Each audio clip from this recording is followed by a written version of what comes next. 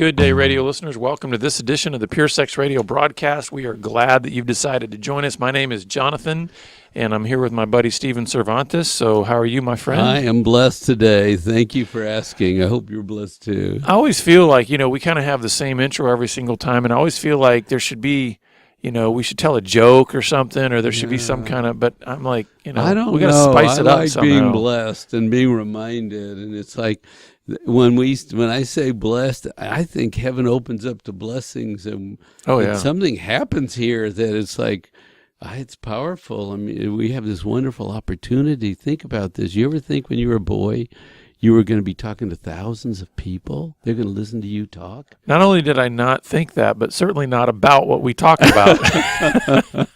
So, but there is I agree with you. There's a blessing in being able to share this ministry. So, listeners, before we get started, I want to let you know that the final Gateway to Freedom workshop of 2018 is coming up next weekend. So in Texas. So men, if you're out there and if you have not come to a Gateway to Freedom workshop, I highly recommend coming. It's a great catalyst for really being moving forward in a life of sexual integrity. And so you can get more information about that 3-day weekend. It's coming up December 7th through the 9th in Texas. And you can go to gatewaymen.com and learn about that and register. There's limited space available, so make sure you register today. So, Stephen, I'm going to pass this off to you. I'm kind of excited about what we're gonna talk about today. Well, I have to start with a confession. Okay. I have been weak in this area, and it is a wife's response to finding out about her husband's porn use or affair, acting out behavior. I focus a lot on the men. I know you do too. But we have to speak for the wives too on this program. And I went to a training and I thought it was just betrayal that a woman deals with. But then this speaker said 2 words instead of just one. She said, betrayal trauma. The betrayal trauma of finding out about your husband's unfaithfulness. Now, I get trauma, but I had never put betrayal and trauma together. And I know it's painful. I know she was sad.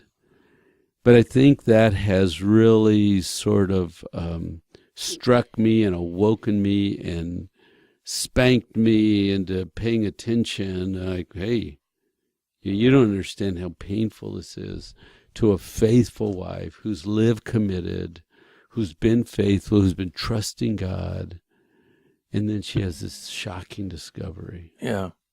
I remember when my wife went through this, and she talks about how even just to wake up in the morning was actually a surprise to her because her soul felt so crushed. She just almost felt like I should just die in my sleep.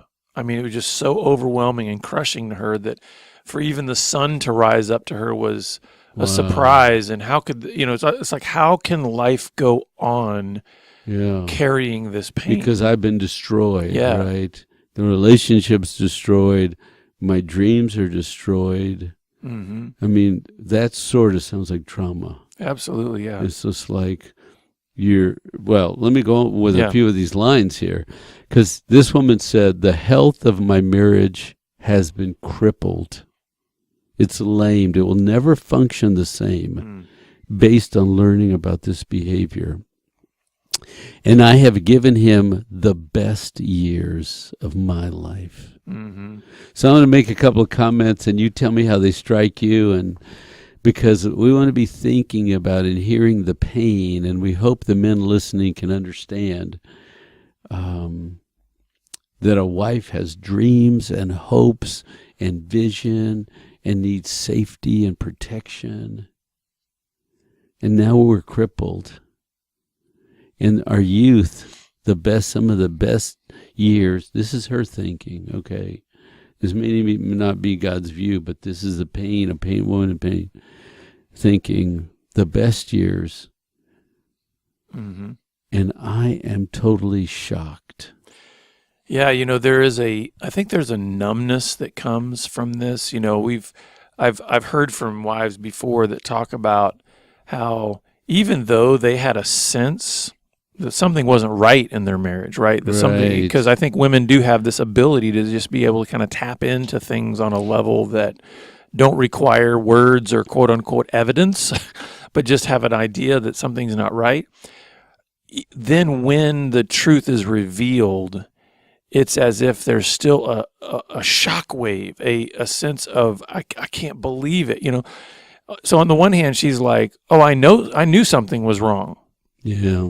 But it doesn't fully carry the same impact of the weight of the pain when the specifics of what's been going on are revealed, right? I mean, it's like that's the shock. There's still... Well, and it's disorienting because what you thought was true is not true. Mm-hmm. It shocks the system into functioning. How am I going to go, whatever worked yesterday, how can I do it today and make believe it works? Yeah.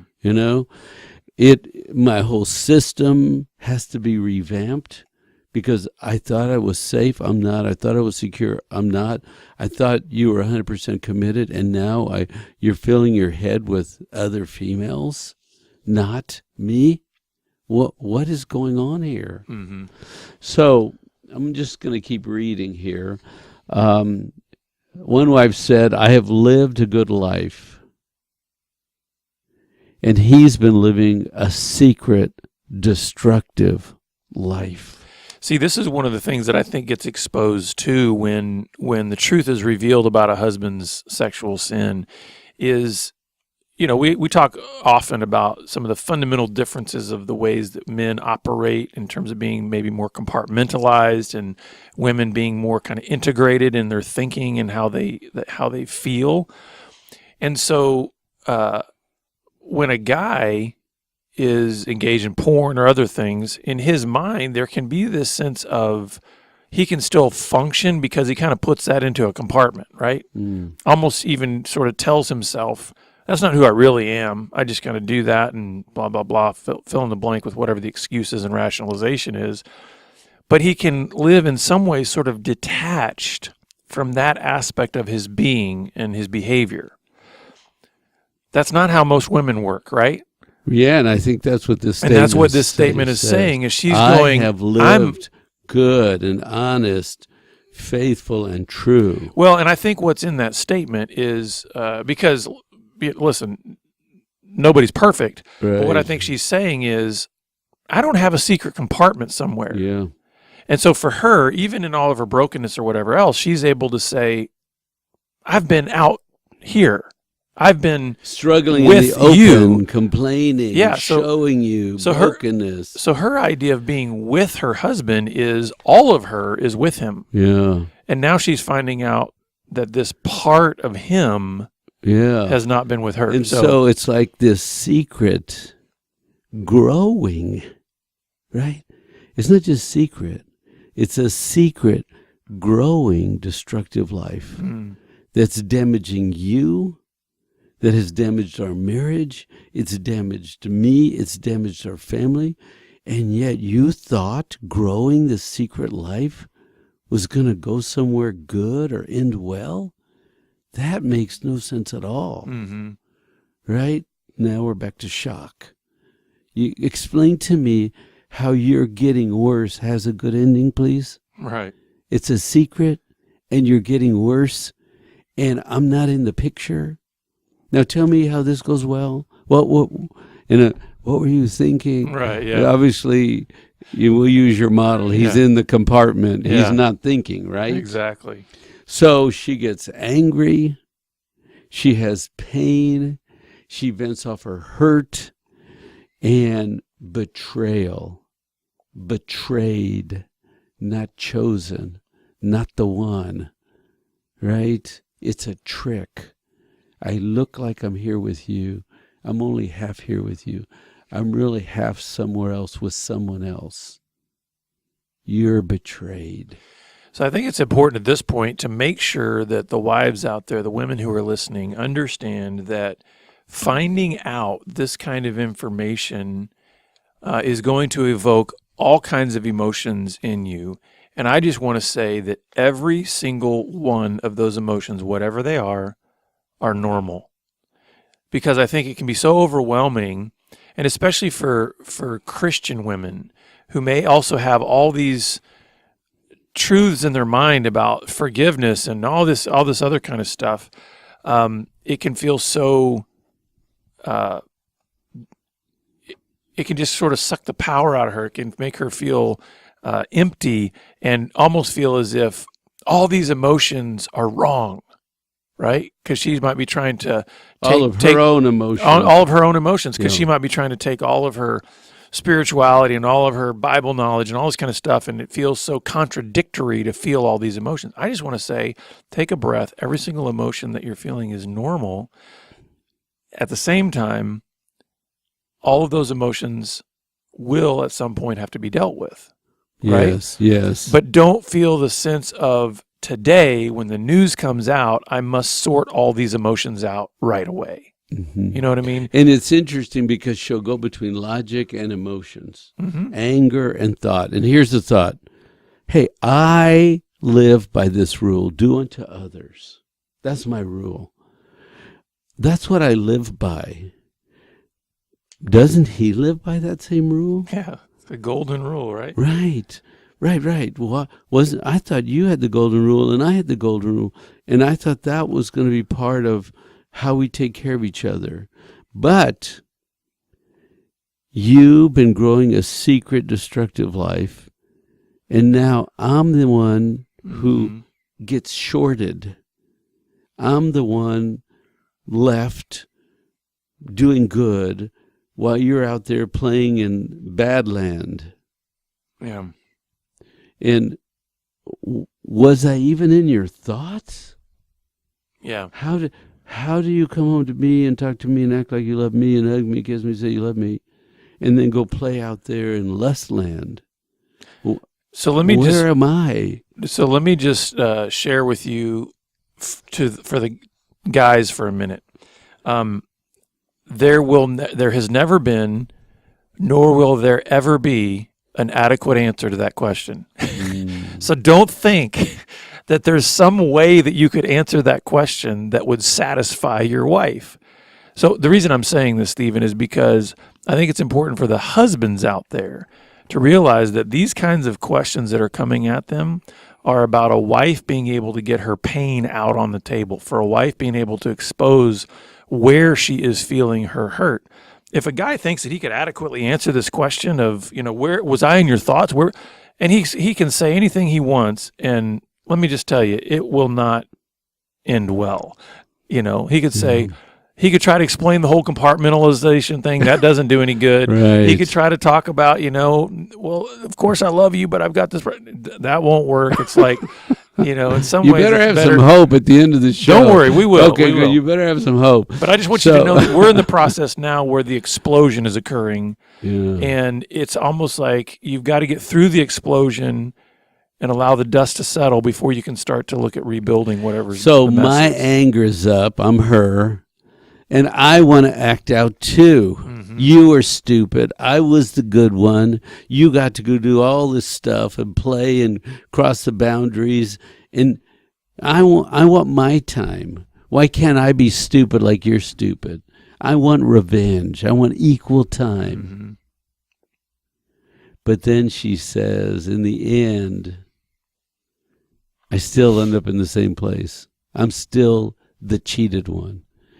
And I'm either going to be cheated and in pain, or I'm going to be cheated and go be stupid too. Yeah. Either way, I'm still cheated. Yeah, and these are, again, all the emotions that you feel when you are facing betrayal are normal. And so it's and I would say you almost have to go through this stage of hurt and angry and lashing out and numbness. I don't think these are, because really that's part of grieving in betrayal, is you have to feel these emotions. And so it makes sense that then you want to almost retaliate. Mm-hmm. But I like the conclusion that this wife comes to, is realizing, okay, if I trace that train of thought to its end, it doesn't actually change anything that's happened to me. Right. It may give me a momentary sense of thrill or revenge or whatever, but in some ways it's like, well, now you're adding on a whole new problem to what will never erase what has happened to you. Yeah. So she says, my security is cold dead. I cannot trust you. I have to take care of me. And I thought we were going to be a team and bonded and one. I have a deep hole inside me. I was so unaware. Who are you? Mm-hmm. Who are you? If you're capable of that, who are you? Yeah. Good. You play him. What do you want to say? Or you play? No, I'm telling you, there's no good answers to that. Or you play coach? Listen, hey, and Stephen, I've already gone through this. I don't want to go through this again. Are you kidding? Anyway. I just thought you might have some good insight, because even though we're laughing, this is painful. No. And Yeah. We're cutting up, but we're trying to truly represent the pain here. Yeah, please. We're not trying to disrespect a person's situation at all. I have lived through this, and the reason I'm saying about there's no good answer to that is because I have lived that. I tried to supply answers, and listen, it doesn't go well. So the reason I'm saying that is because I think it is critically important for husbands in these situations. Now we're talking about the wife, and we're going to get to kind of maybe some healing for her. But it's also critical for the husbands in this situation to adopt two very important characteristics during this time. One is humility. If you try to defend anything about yourself, even what might be good things from your past, it will not go well. So humility is absolutely important. The other thing, and this is the way that a man needs to respond in this situation, is empathy. Yes, all the fire and the arrows and the cannons are pointed at you, but keep in mind that that's her pain. Yes. And so the thing is rather than trying to either defend yourself or try to be pitiful and twist it and make yourself a victim or whatever. No, what you need to do is you need to have eyes that can see the pain that has been caused in her. And will that produce in you what the Bible calls a godly sorrow that creates repentance? Or will you get hard in your heart, and will you just fire back, and will you be defensive? Instead, what you need to be, men, is you need to be broken.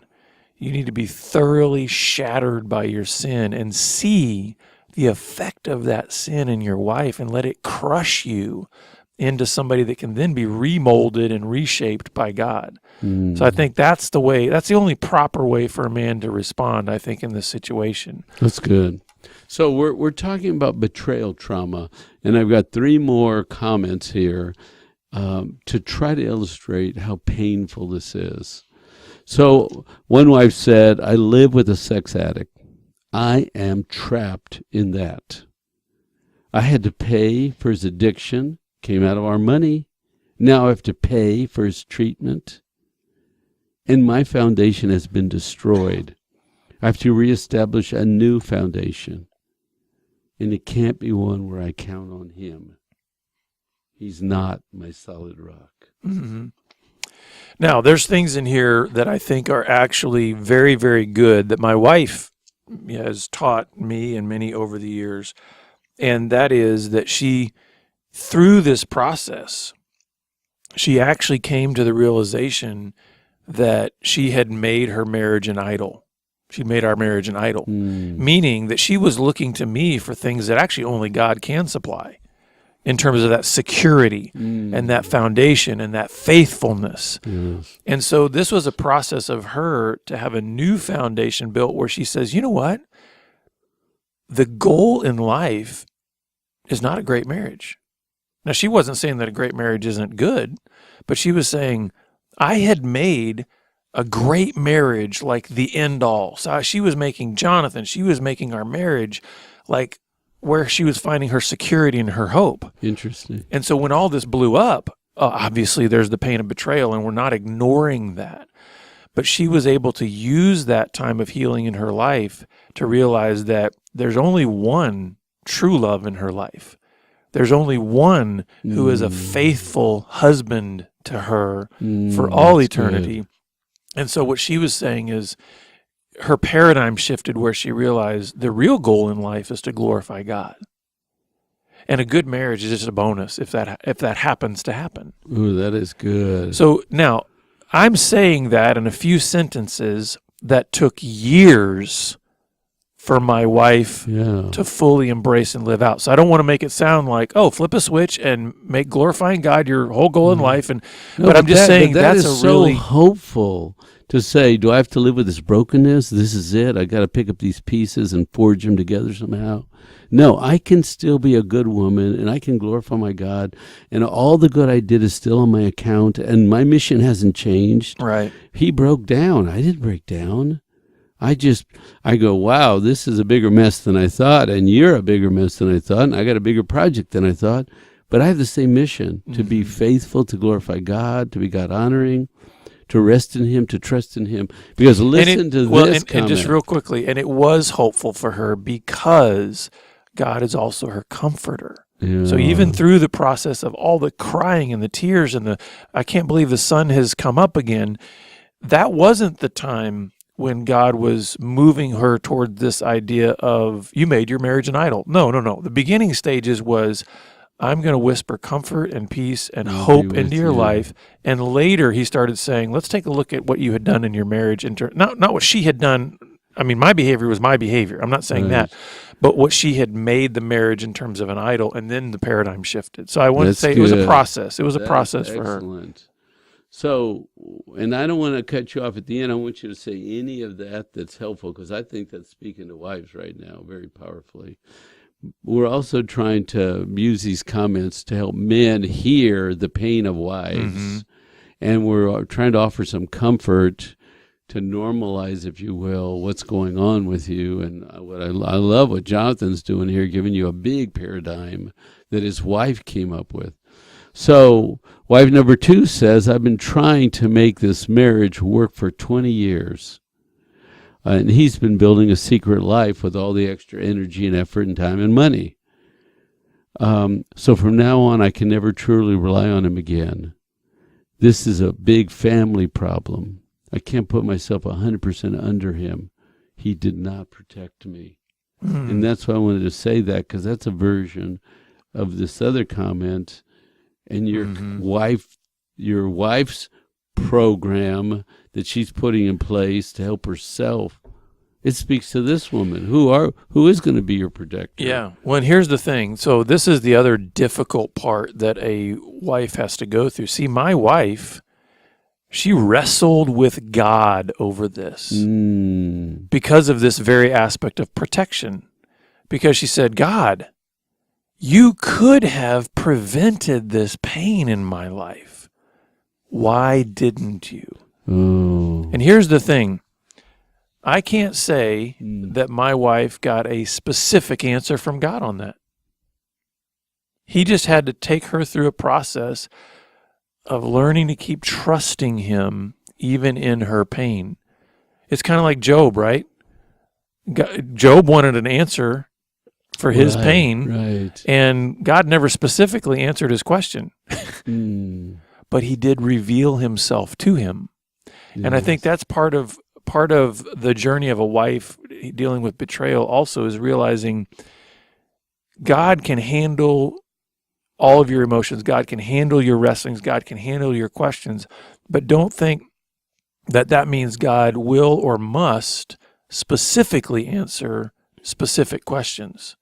But he's still trustworthy. And that's something my wife had to learn. And that's how the paradigm began to shift for her, was when she realized, and she looked back over her life and she said, okay, even though this pain has come into my life, and I believe God is sovereign, I believe he's all powerful, and I believe he can do whatever he wants, and he could have prevented this, I've seen enough in my history with my God that I can know that even though I'm in terrible pain right now, he's still a good father. Yes. He's a good husband to me. He's shown faithfulness. He's shown he's even with me now. So slowly kind of that trust was restored. Has your wife ever done any writing? Like, this would be a great little No, model to package of her little journey, 10 points or 10 steps, because I don't know. I just think that would be powerful. So the last she's a kindergarten teacher, I fight daily with memories, this wife says. Bits and pieces and thoughts, and were you, and did you, and at this time, and what were you doing? Were you with me or were you not with me? He still does not understand how badly he hurt me. He doesn't understand how it struck me to my core. But the good news is that he has forced me to rely more on my God. And so daily, I strengthen myself by staying in the presence of God.